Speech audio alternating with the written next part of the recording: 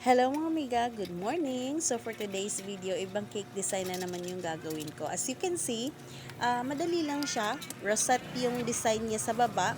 Tapos yung sa taas naman is quilt diamond embossing yung ilalagay ko. And then sa pinaka-top is yung parang may mga flowers.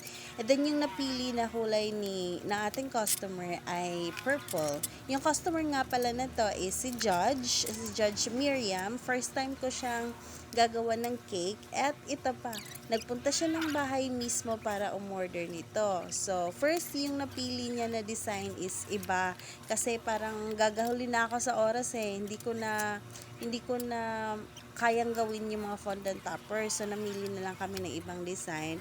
Tapos sabi ko, yes, Judge, kaya kong gawin to.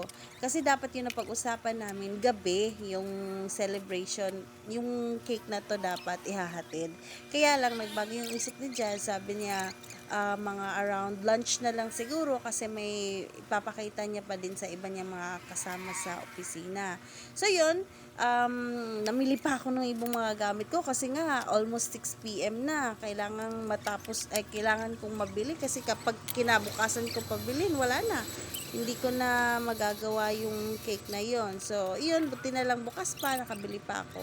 So, yun, as you can see, dun sa cake natin is, yung design lang naman nun is rosette.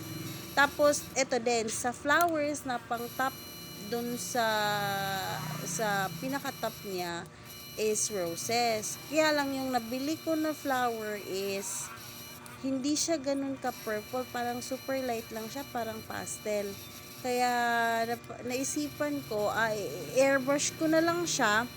Meron naman akong yung flavored na ube, yung kulay.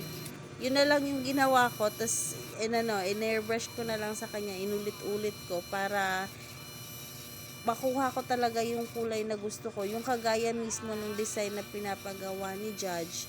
So, yun na lang yung ginawa ko. Tapos, yun na yung design na inilagay ko sa cake mismo.